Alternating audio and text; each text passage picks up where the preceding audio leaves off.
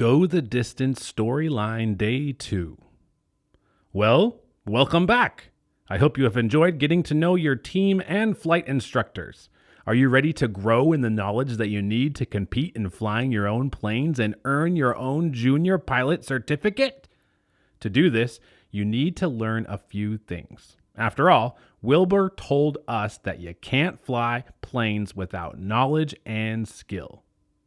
Orville and Wilbur spent many years doing their own research and learning from what others had been trying.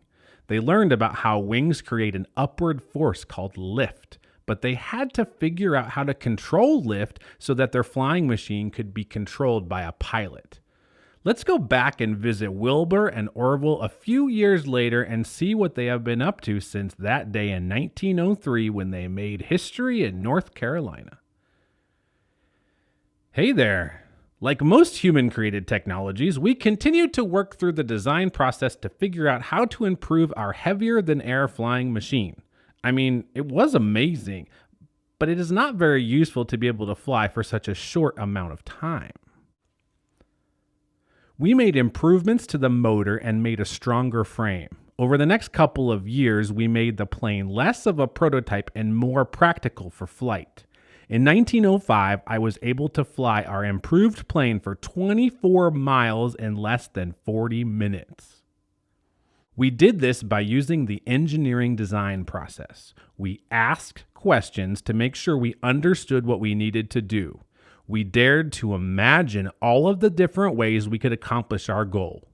We spent time planning out how to create our designs, and after they were created and tested, we continued to go back and improve our designs. We didn't give up on ideas that failed, but instead we sought to figure out why they failed so we could make things better and better. We continued to push ourselves and our flying machines to go the distance. By 1909, we were selling planes to the government for military use and to the public as well.